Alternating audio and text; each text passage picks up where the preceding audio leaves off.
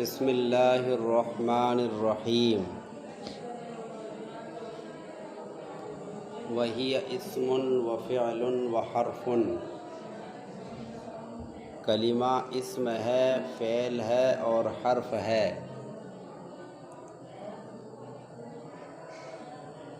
اسم کو اسم کیوں کہتے ہیں؟ اسم یہ یا تو سمون سے مشتق ہے، اور سمون کے معنی بلندی،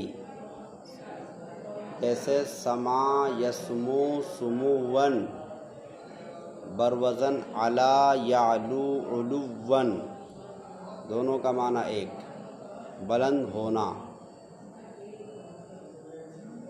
تو اسم کو اسم اس لیے کہا جاتا ہے کیونکہ یہ اپنے اخوین پر بلند ہے،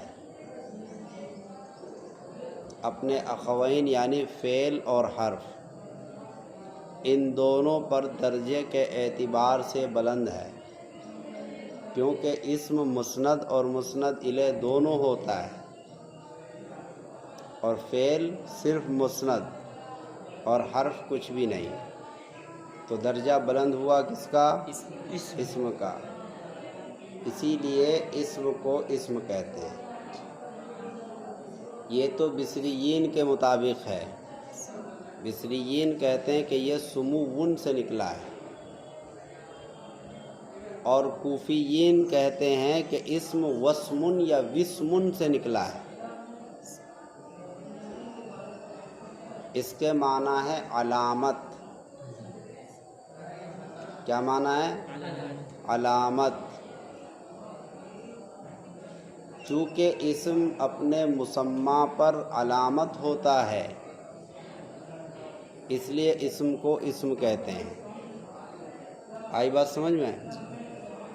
یہ کس کا قول ہے؟ کوفیین کا۔ دو مذہب ہے یہاں، بصریین اور کوفیین۔ بصریین اس کو سمون سے مشتق مانتے ہیں، اور سمون میں انہوں نے کیا کیا کہ واو کو حذف کر دیا اور اس کے عوض میں شروع میں حمزہ لے آئے، ابتدا بالسکون سے بچنے کے لیے۔ سمجھ میں آئی بات؟ کیونکہ سمون میں واو کو حذف کر دیا اور سین کو ساکن کر دیا، اور اس کے شروع میں کیا لے آئے؟ حمزہ لے کر آئے، تو کیا بن گیا؟ اسمن۔ اور وہ حضرات، کوفی حضرات کیا کہتے ہیں کہ یہ اسم وسمن یا وسمن سے بنا ہے۔ وسمن کے معنی علامت، یہاں بھی واو کو حذف کر دیا اور اس کے عوض میں کیا لائے؟ حمزہ لے کر آ گئے۔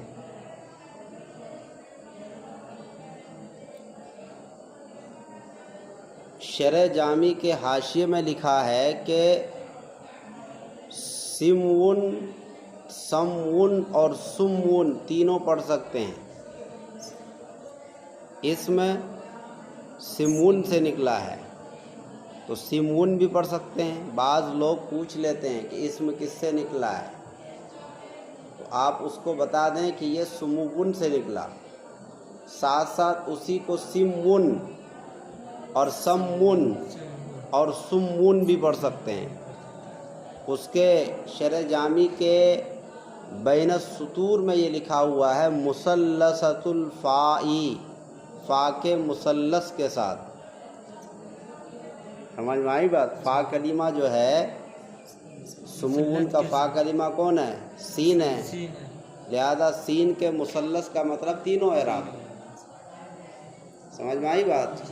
سمون، سمون اور سمون، اور سمون بھی ہے۔ تو سمون تو باضابطہ لغت میں ہے علا یعلو علون کے معنی میں، اور کوفیین نے کہا وسمن، تو وسمن بھی ہے اور وسمن بھی ہے۔ اس کے حاشیے میں بھی لکھا ہے عند الکوفیین من الوسم فاصلہ عندہم بکسرل وا، اس کی اصل ان کے نزدیک واو کے کسرے کے ساتھ ہے، وسمن، کس کے ساتھ؟ واو کے کسرے کے ساتھ. آئی بات سمجھ میں؟ اس کے بعد لفظ فعل ہے. فعل کو فعل کیوں کہتے ہیں؟ فعل کو فعل اس لیے کہتے ہیں کہ فعل کی دو تعریف ہے، ایک لغوی اور ایک اصطلاحی. لغوی تعریف ہے کردن، کرنا. اصطلاحی تعریف وہ ہے جو آپ پڑھتے ہیں کہ جو مستقل ہو، جس کے معنی کے اندر کاملیت ہو اور زمانہ بھی ہو. سمجھ میں آئی بات؟ اس کو کیا کہیں گے؟ فعل. تو فعل میں کیا ہوتا ہے کہ معنی اصطلاحی معنی لغوی کو متضمن ہوتا ہے. معنی اصطلاحی معنی لغوی کو یعنی کردن مصدر کو کیا ہوتا ہے؟ متضمن ہوتا ہے. تو یہ گویا کہ ہو گیا تسمیۃ المتضمن باسم المتضمن. تسمیۃ المتضمن باسم المتضمن. سمجھ میں آئی بات؟ فعل کے معنی کیا؟ لغوی معنی کردن، کرنا. تو وہی فعل اس کو کہہ دیا فعل اصطلاحی کو، کیونکہ اس کے اندر بھی لغوی معنی ہے. کیونکہ فعل کے اندر تین چیزیں ہیں، معنی مصدری وہی کردن، اقتران بالزمان، نسبت الی الفاعل. تو ان تین میں سے ایک فعل لغوی بھی ہے، تو اسی کا اعتبار کرتے ہوئے اس کا نام رکھ دیا. آپ یوں بھی کہہ سکتے ہیں جز، ان تینوں میں سے ایک جز کیا ہے؟ فعل لغوی معنی مصدری. تو جز کے ذریعے سے کل کا نام رکھ دیا. اس کو یوں بھی کہہ سکتے ہیں تسمیۃ الکل باسم الجز. اور وہ بھی کہہ سکتے ہیں تسمیۃ المتضمن باسم المتضمن. متضمن کون ہے؟ فعل اصطلاحی. اور متضمن کون ہے؟ متضمن تو فعل اصطلاحی ہے، متضمن فعل لغوی ہے. فعل لغوی کے معنی کو شامل ہے کون؟ فعل اصطلاحی. تو اس کو تسمیۃ المتضمن باسم تسمیۃ المتضمن، پہلے اسم فاعل، تسمیۃ المتضمن باسم المتضمن. اور اسی کو آپ یوں بھی کہہ سکتے ہیں تسمیۃ الدال باسم المدلول، یہ بھی کہہ سکتے ہیں. اور اس کو اب تیسرا نام میں نے کیا بتایا؟ تسمیۃ الجز باسم الکل. سمجھ میں آ گئی بات؟ اس بنا پر اس کو کیا کہتے ہیں؟ فعل. اس کے بعد ہے حرف. حرف کے لغوی معنی طرف اور کنارے کے ہیں. طرف کی دو قسمیں ہیں، ابتدا اور انتہا. شروع میں ہوگا تب بھی کنارے پر ہوگا، اور آخر میں ہوگا تب بھی کنارے ہی پر ہوگا. تو حرف کو انہوں نے تقسیم کے وقت آخر میں رکھا فعل کے بعد، لیکن جب دلیل حصر بیان کی جا رہی ہے تو یہاں شروع میں رکھ دیا. تو اس کے دونوں طرفوں کا اعتبار کیا، ابتدا کا بھی اور انتہا کا بھی. اس کے بعد ہے لأنہا. لأنہا کے ذریعے دلیل حصر بیان کر رہے ہیں. کیا بیان کر رہے ہیں؟ دلیل حصر. دلیل حصر کس کو کہتے ہیں؟ دلیل حصر کی تعریف ہے الدائر بین النفی والاثبات. دلیل حصر کی تعریف حاشیہ کے اندر بھی لکھا ہوا ہے الدائر بین النفی والاثبات، جو نفی اور اثبات کے درمیان دائر ہو. جیسے یہ چیز یا تو یہ ہوگی یا یہ نہیں ہوگی.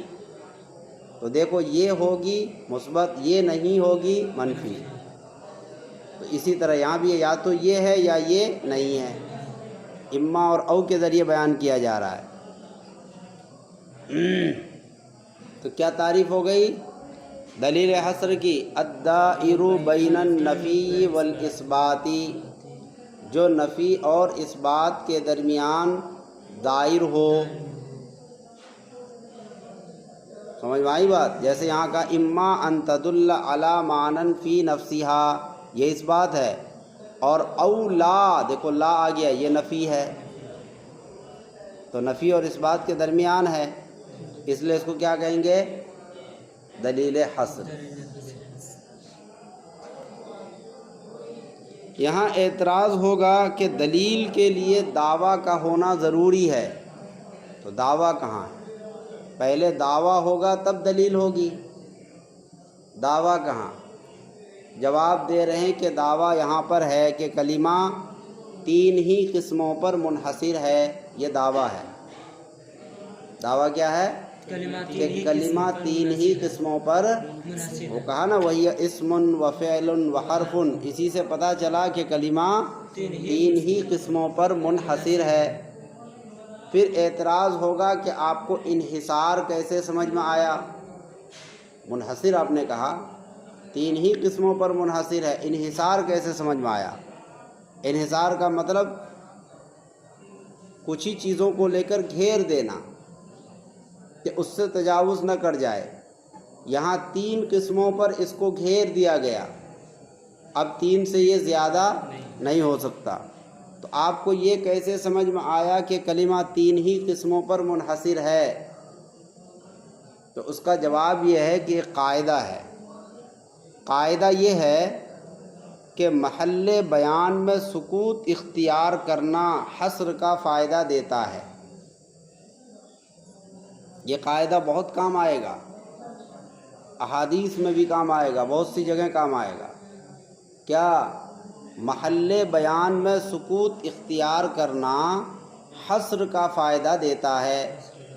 محل بیان کا مطلب آپ سے کہا کہ بھائی کمرے میں کون کون آئے، یا کلاس میں کون کون تھے کون کون نہیں تھے، آپ بیان کرنے لگے زید تھا، عمرو تھا، یہ بیان ہو رہا ہے، خالد تھا، اس کے بعد آپ جا کر چپ ہو گئے، سکوت ہو گیا، بیان کرتے کرتے آپ چپ ہو گئے، تو اس کا مطلب یہ ہوا کہ یہی 3 آئے تھے اور کوئی نہیں تھا۔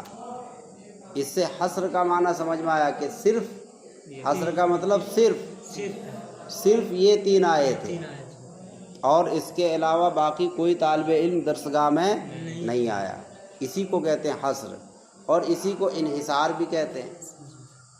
تو قاعدہ کیا سمجھ میں آیا؟ کہ محل بیان میں سکوت اختیار کرنا حصر کا فائدہ دیتا ہے۔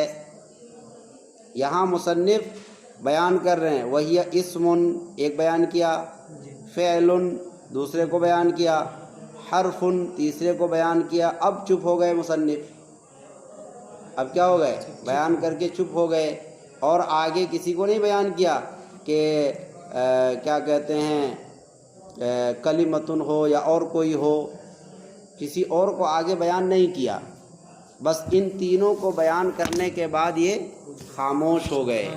اس کا مطلب یہ کہ 3 ہی قسم ہے۔ تو اسی سے قاعدہ نکلا، کیا قاعدہ نکلا؟ محل بیان میں سکوت اختیار کرنا، بیان کی جگہ پر سکوت اختیار کرنا حصر کا فائدہ دیتا ہے۔ تو اسی سے ہمیں حصر کا معنی سمجھ میں آیا، بات سمجھ میں آ گئی؟ اب آگے ہے لِأَنَّهَا إِمَّا أَن تَدُلَّ، اس پہ غور کرو۔ لِأَنَّا میں انا حروف مشبہ بالفعل ہے، ہا ضمیر اس کا اسم ہے، اور یہ ضمیر لوٹ رہی ہے کلمے کی طرف، کہاں؟ الکلمۃ میں جو کلمہ ہے اس کی طرف لوٹ رہی ہے، اور کلمہ ذات ہے، کلمہ کیا ہے؟ ذات ہے۔ اما ان تدل، ان تدل یہ فعل مصدر کی تعویل میں ہو کر مصدر ہے، مصدر تعویلی ہے، سمجھ میں آئی بات؟ تو یہ فعل جو ہے تدل، یہ ان کی تعویل میں ہو کر کیا ہو گیا؟ مصدر بن گیا۔ اور قاعدہ یہ ہے کہ مصدر کا حمل ذات پر درست نہیں ہے۔ کیا قاعدہ ہے؟ کہ مصدر کا حمل ذات پر درست نہیں ہے، تو پھر ان تدل کا حمل ہا پر یہاں کیسے ہو گیا؟ تو اس کے 3 جواب ہیں۔ پہلا جواب یہ ہے کہ مصدر کا حمل ذات پر درست نہیں ہے، اس سے مراد ہے مصدر حقیقی۔ مصدر حقیقی کا حمل ذات پر درست نہیں ہے، سمجھ میں آئی بات؟ اور یہاں جو حمل ہے یہاں مصدر تعویلی کا ہے۔ مصدر تعویلی کا حمل ذات پر ہو سکتا ہے۔ مصدر کی دو قسمیں، مصدر حقیقی، مصدر تعویلی۔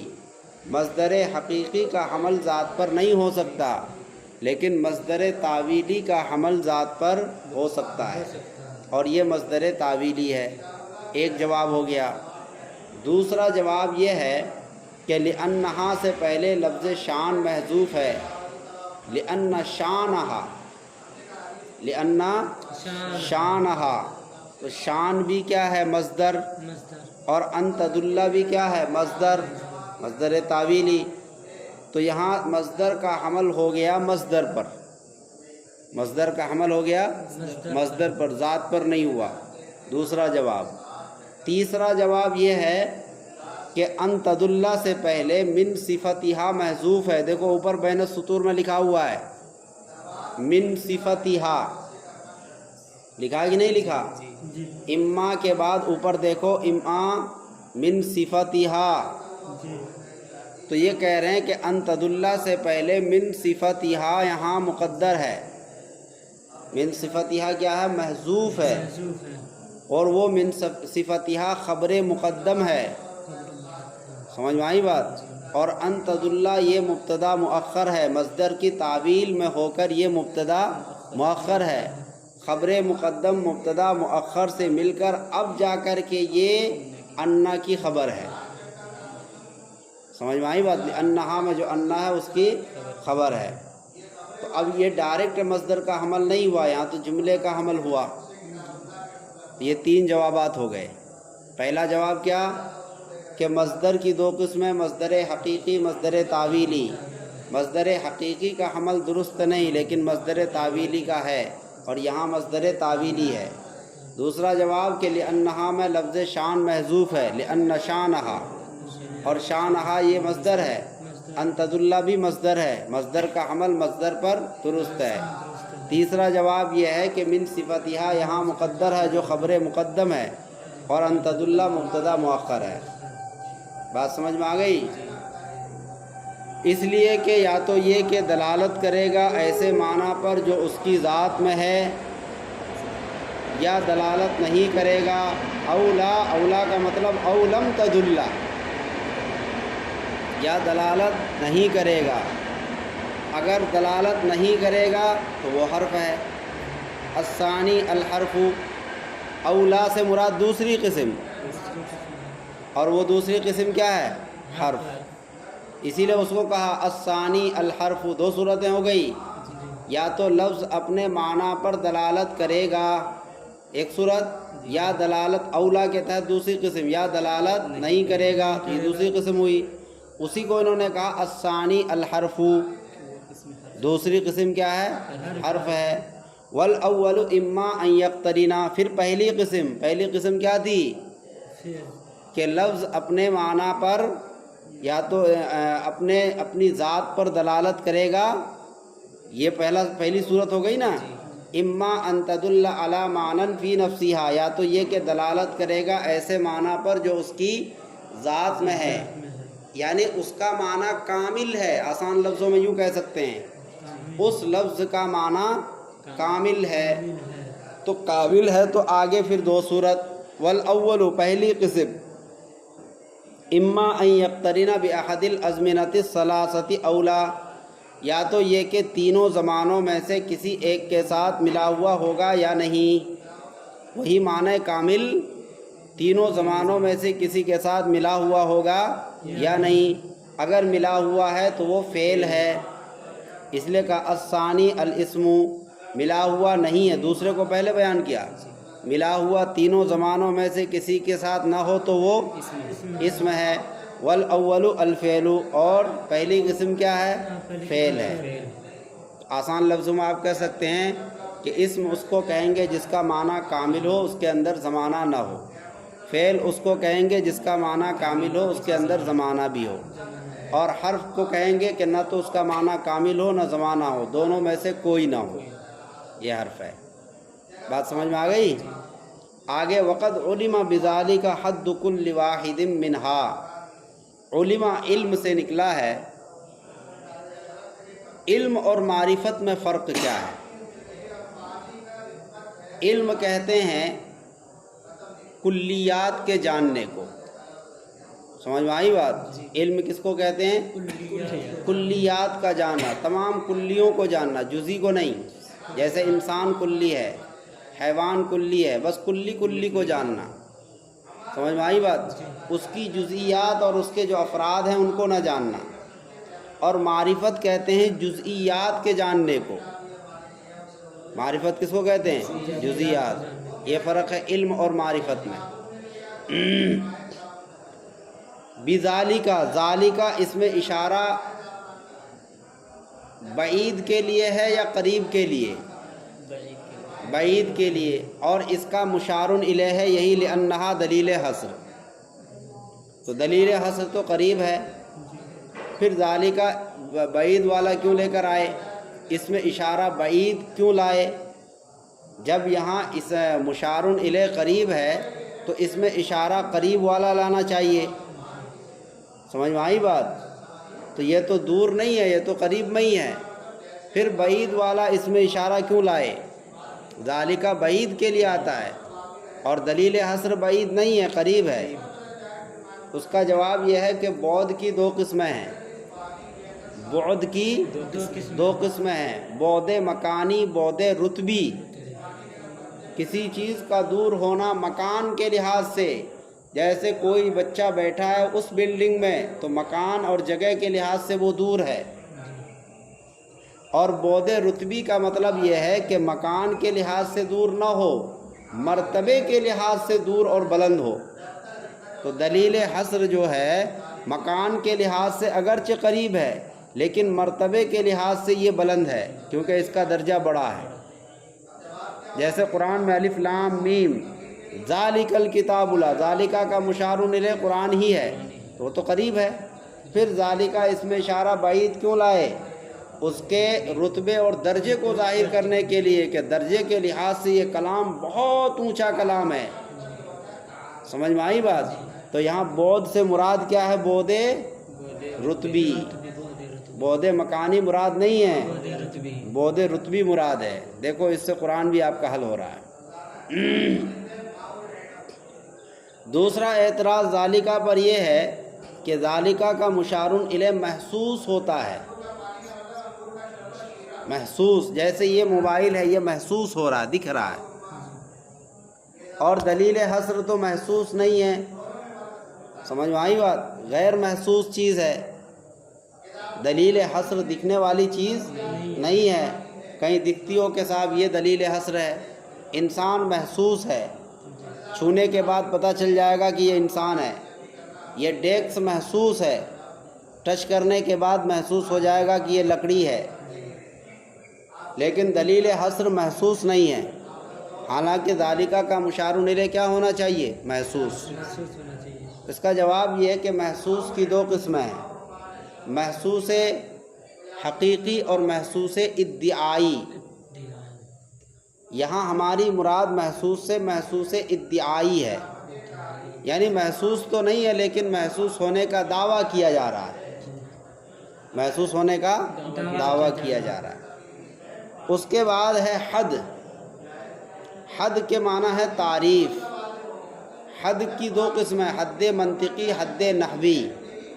یہاں پر حد سے حد منطقی مراد نہیں ہے کیونکہ یہ منطق کی کتاب نہیں ہے، یہاں حد سے مراد ہے حد نحوی۔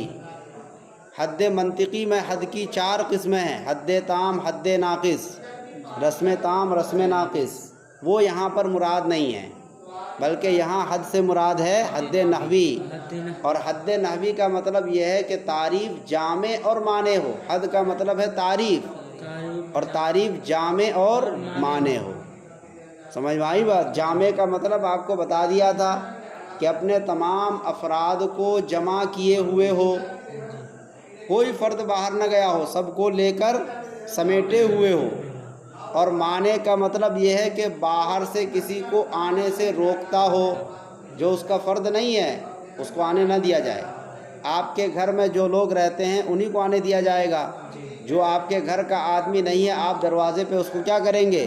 روک لیں گے۔ تو تعریف کے معنی ہونے کا مطلب بھی یہی ہے کہ تعریف کے اندر جو افراد ہیں انہی کو رہنے دیا جائے، خارج سے اگر کوئی آئے تو اس کو روکے۔ سمجھ میں آئی بات؟ تب تعریف ہو جائے گی کیا؟